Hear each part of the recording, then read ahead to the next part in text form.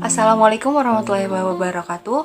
Perkenalkan, saya Eka Fade Fitriana dari kelas K121 MR Prodi Manajemen dari Universitas Teknologi Digital. Kali ini saya akan mempresentasikan mata kuliah Etika Bisnis dan Profesi yang diampu oleh Bapak Pulung Puriana SE/MSI. Etika memberikan pegangan bagi manusia untuk menjalani kehidupan di dunia ini. Berarti bahwa tindakan manusia selalu mengikuti tujuan tertentu. Etika berasal dari bahasa Yunani yaitu ethos yang artinya cara, tata krama, moral, sikap, perasaan, dan cara berpikir. Menurut Redi Panuju tahun 1995, etika adalah suatu proses yang dinamis, berkesinambungan, dan ingin menyesuaikan diri dengan perubahan kehidupan masyarakat agar masyarakat memahami bahwa perubahan-perubahan yang terus berlangsung tidak semakin membuat mereka meninggalkan nilai-nilai kemanusiaannya. Bisnis yang baik tidak hanya mencari keuntungan, tetapi bisnis yang baik adalah bisnis yang baik secara moral. Dalam konteks bisnis adalah berperilaku yang sesuai dengan norma-norma moral dan memenuhi standar etis. Jadi dapat disimpulkan bahwa etika bisnis adalah aturan-aturan etika baik yang tertulis maupun yang tidak tertulis yang mengatur hak-hak dan kewajiban produsen dan konsumen serta etika yang harus dipraktikkan dalam bisnis. Etika bisnis menyangkut usaha membangun kepercayaan antara masyarakat dengan perusahaan. Hal ini merupakan elemen yang sangat penting untuk mensukseskan suatu bisnis dalam jangka panjang. Oleh sebab itu, menjaga etika adalah suatu hal yang sangat penting untuk melindungi reputasi perusahaan. Karena reputasi perusahaan tidak dibentuk dalam waktu yang sebentar, tetapi terbentuk dalam waktu yang panjang. Etika bisnis mencakup hubungan antara perusahaan dengan orang yang menginvestasi uangnya dalam perusahaan, dengan konsumen, pegawai, kreditur, dan pesaing. Orang yang menanam uang pada perusahaan menginginkan manajemen dapat mengelola perusahaan secara berhasil sehingga dapat menghasilkan keuntungan bagi mereka. Konsumen menginginkan agar perusahaan menghasilkan produk bermutu yang dapat dipercaya dengan harga yang layak.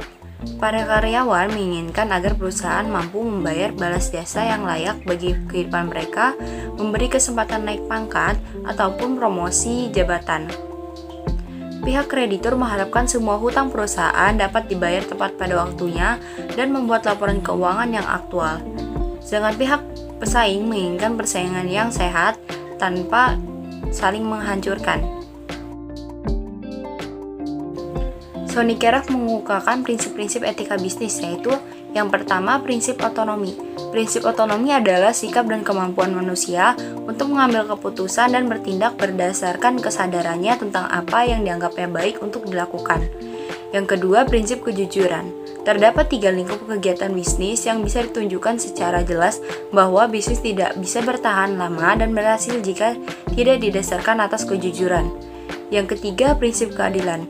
Prinsip keadilan menuntut agar setiap orang diperlakukan secara sama, sesuai dengan aturan yang adil dan sesuai kriteria yang rasional, objektif, serta dapat dipertanggungjawabkan. Yang keempat, prinsip saling menguntungkan. Prinsip saling menguntungkan menuntut agar bisnis dijalankan sedemikian rupa sehingga menguntungkan semua pihak. Yang kelima, prinsip integritas moral. Terutama dihayati sebagai tuntutan internal dalam diri pelaku bisnis atau perusahaan agar dapat menjalankan bisnis dengan tetap menjaga nama baik orang-orang yang terlibat dengan perusahaan. Dalam menerapkan etika bisnis terdapat tujuan-tujuan penting yaitu sebagai berikut. Yang pertama, etika bisnis diterapkan sedemikian rupa agar hak milik orang lain tidak disalahgunakan. Selain itu, organisasi atau perusahaan bertujuan untuk memenuhi janji mereka untuk memperluas manfaat bisnis mereka kepada masyarakat sekitar dan tidak mencari keuntungan langsung dengan melanggar norma dan nilai yang berlaku.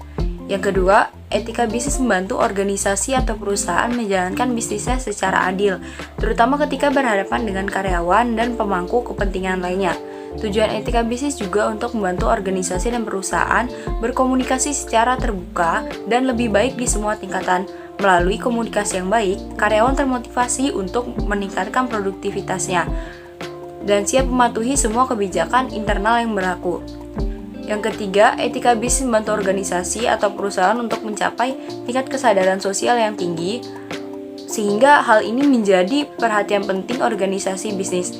Contoh dari tujuan etika bisnisnya adalah menjaga kebersihan lingkungan kerja, menggunakan sumber daya secara bijaksana, dan memastikan kualitas hidup pegawai.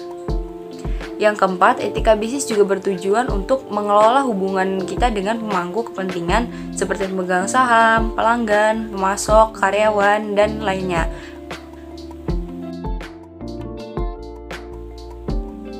Pentingnya etika bisnis juga menawarkan banyak manfaat bagi perusahaan atau organisasi yang konsisten dalam menerapkan etika bisnis.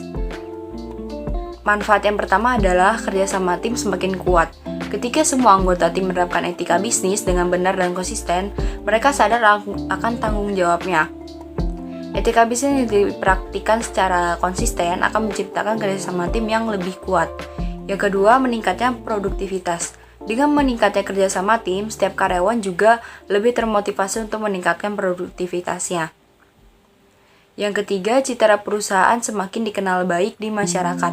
Etika bisnis sangat penting dalam sebuah perusahaan karena penerapan etika bisnis yang konsisten dapat menjaga brand atau citra perusahaan tetap utuh dan dikenal masyarakat luas. Ini karena orang semakin percaya dan yakin bahwa produk, layanan, dan organisasi bisnis tersebut beretika. Yang keempat, dapat terhindar dari masalah hukum. Ketika semuanya dilakukan secara sistematis dan efisien, karyawan bekerja sesuai dengan etika bisnis yang berlaku dan memahami kewajiban hukum yang harus dipenuhi. Hal ini membuat lingkungan kerja menjadi lebih menyenangkan dan terhindar dari masalah hukum. Yang kelima, perusahaan bergerak ke tingkat kesuksesan yang baru. Jika semua diatur secara sistematis oleh etika bisnis, semua jajaran perusahaan akan bersama-sama menuju kesuksesan baru yang diinginkan. Selain itu, pertumbuhan bisnis pasti akan sangat berkembang.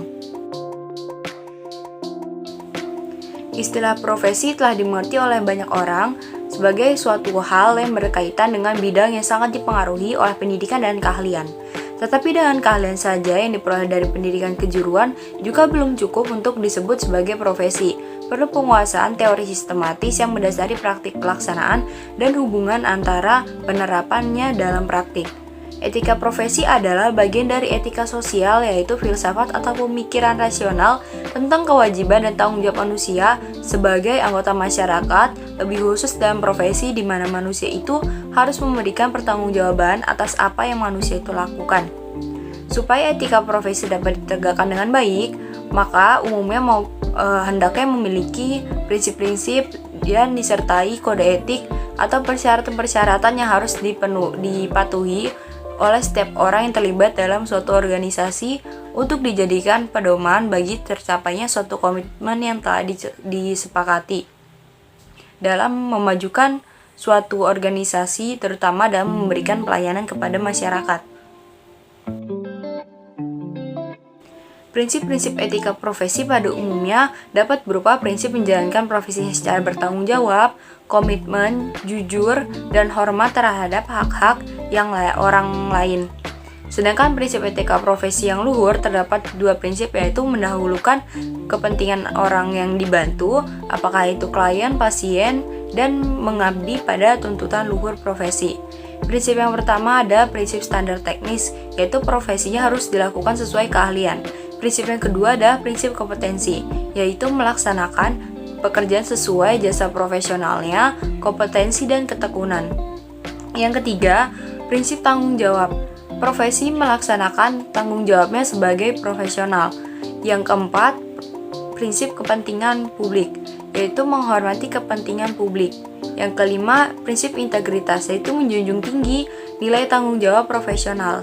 Yang keenam, prinsip objektivitas, yaitu menjaga objektivitas dalam pemenuhan kewajiban. Yang ketujuh, prinsip kerahasiaan, yaitu menghormati kerahasiaan informasi. Yang kedelapan, prinsip perilaku profesional, yaitu berperilaku konsisten dengan reputasi profesinya.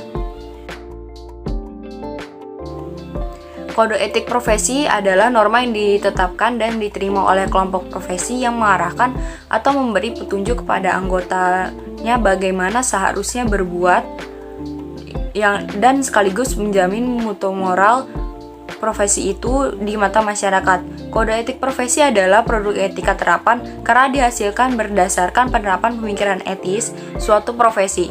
Kode etik profesi dapat berubah dan diubah seiring dengan perkembangan ilmu pengetahuan dan teknologi.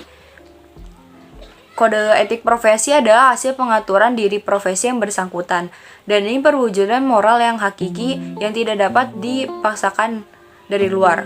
Kode etik profesi hanya berlaku efektif apabila dijiwai oleh cita-cita dan nilai-nilai yang hidup dalam lingkungan profesi itu sendiri.